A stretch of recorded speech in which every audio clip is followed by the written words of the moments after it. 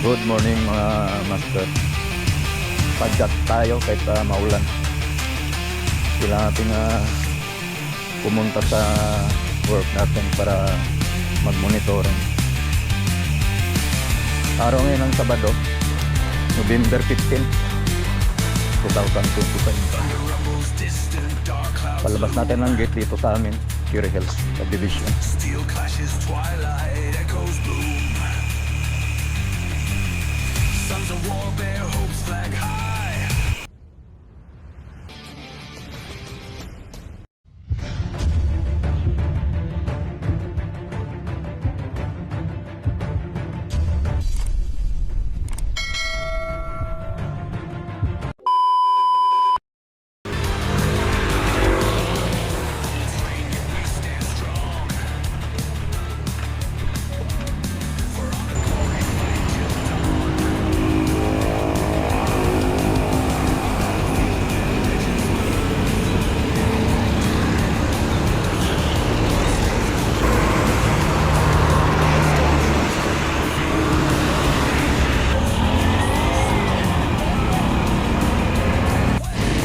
Tayo makatakbo na mabilis dahil ito nga, matalsik yung kalsada.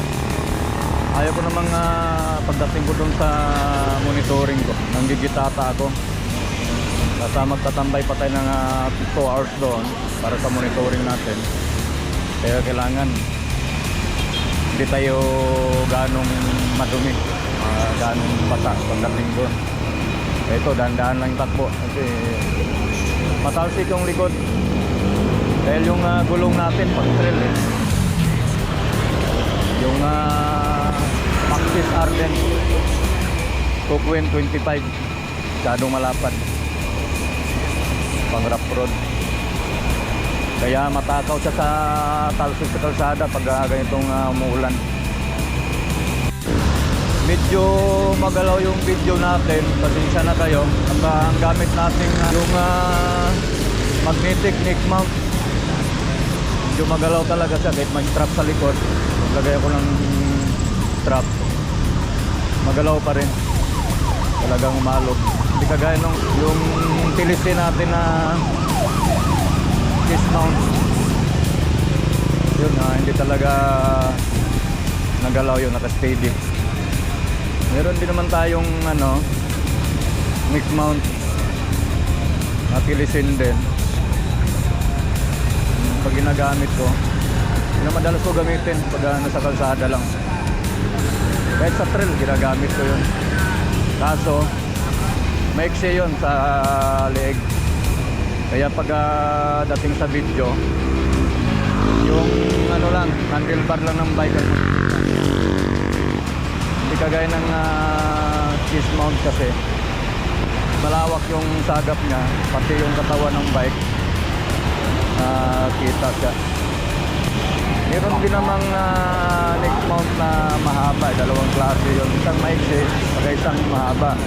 Ngayon pag may bala kayong bumili ng ganon, pero yung neck mount kasi mabilis tanggalin at pag nakatambay ka kung saan ka pupunta, pwede rin gamitin yun. Kakawit mo lang sa mga puno o kaya sa mga, kahit sa mga bakal, mga drill, yun, pwede yun. Kahit saan mo pisto yun, pwede. Kakawit mo lang yun, tutupin mo lang yung niya, pwedeng gamitin. Kita mabilis gamitin, saka maraming purpose. Pwede ko rin itayo yun. Kaya nasa pulse kayo, yun, pwede mo itayo, baluktupin mo lang yung pinaka-mount niya. Ayun, gusto nyo naman na tagap ang nyo, bike, una ng bike, pati yung handlebar. Pag balak nyo bumili ng ganon, yung mahaba na bilhin nyo. Sa akin kasi maiksi. Ang event dito, may mga tent, may mga ng barangay. Ano kayang event yun? Operasyon Operasyon Tuli ata. Marami naman tayong nakakasabay na mga bikers din.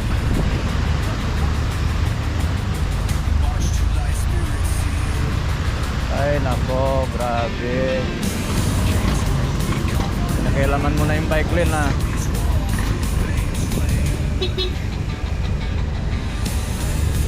Talaga tong minibus na to eh. Pati bike lane naapakan na eh.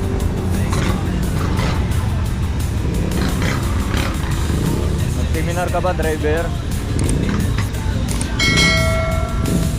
Ano? Nalisin yan dyan ha. Tuloy-tuloy mo na hanggang doon sa dulo.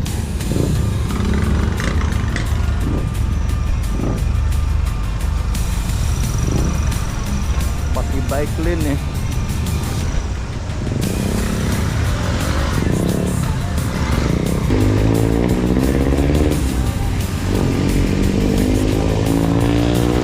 Mahina lang naman yung patak lang pero nakakabasa din. Kasi siksik yung patak niya eh. Kahit maliliit.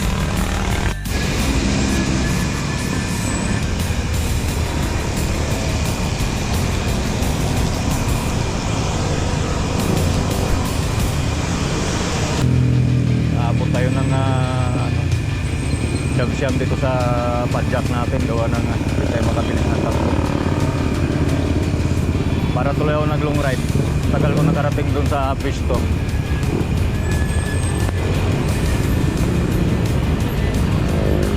Lapit lang naman, masinag lang naman.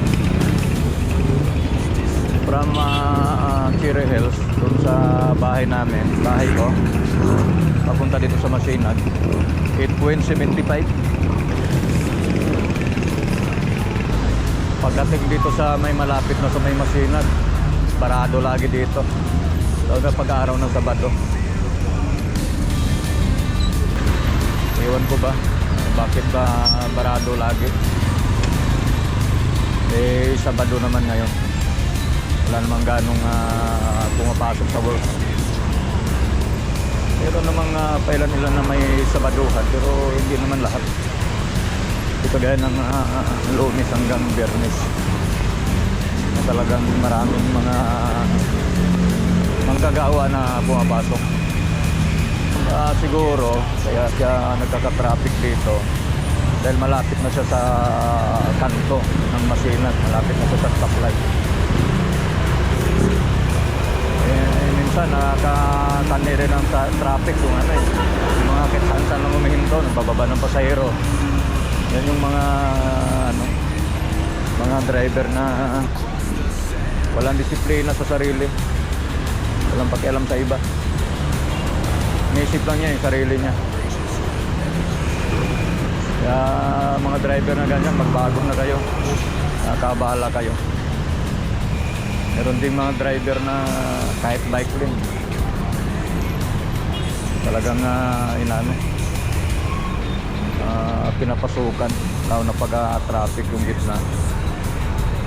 Kahit yung para na sa bike, talagang inano nila. Yun yung mga driver na walang pakialam. Meron din namang iba na marunong. Alam kung bike lane yan, alam nila. Hindi nila pinapasukan. Pero yung iba, wala talaga. Kahit alam nila pero wala silang pakialam. Dahil nga wala silang alam. Ang alam lang nila makialam. Ano daw?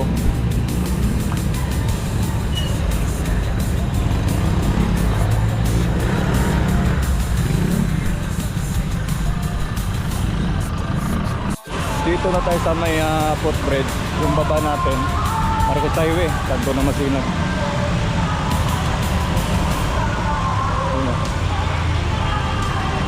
Papunta doon, puntang Cubao, Quezon City yan.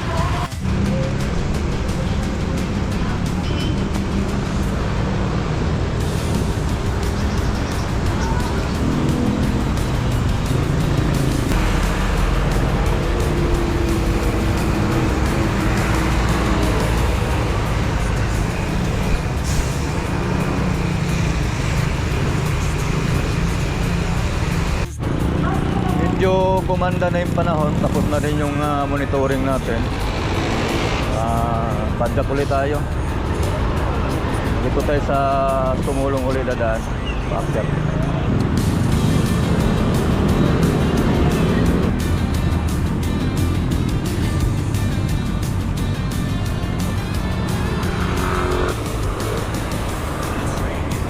sir.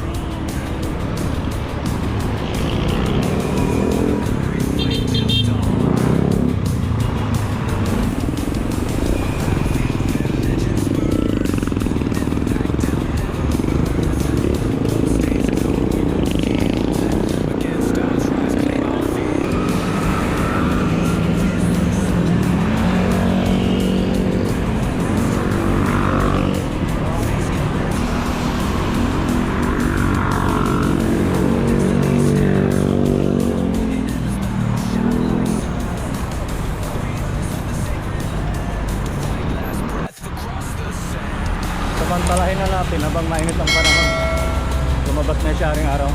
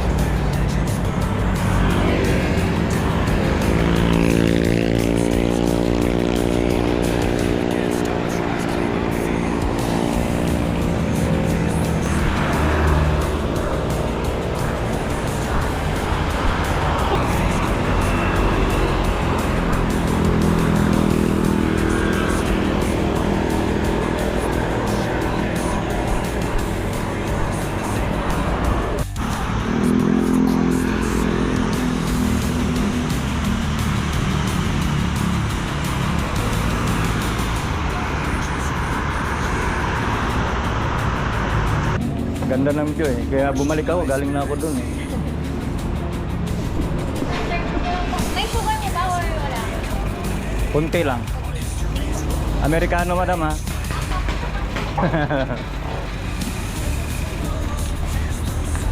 Pwede dito. Pwede po isto dyan ma'am. Ganda ng view eh. Dito muna tayo sa... Anong pangalan nito ma'am? Ha?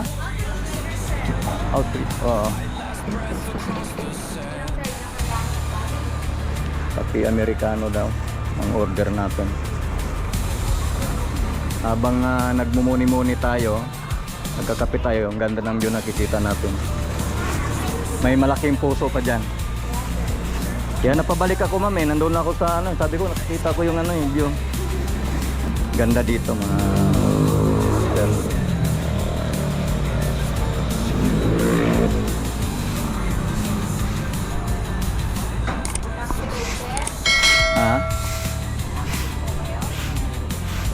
Magkape po. Habang tumitingin ng view.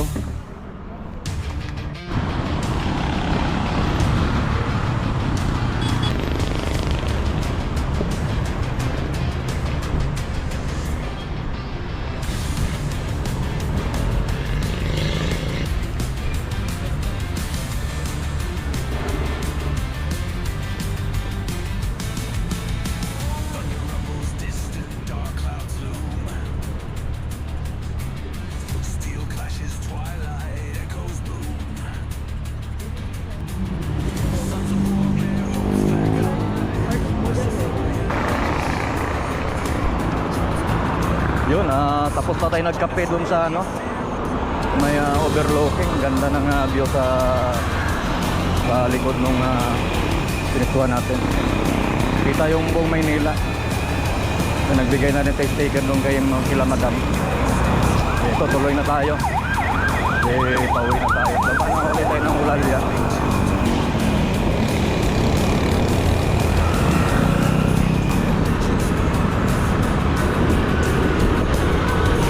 Blood stains ground, but we won't yield. Against odds rise.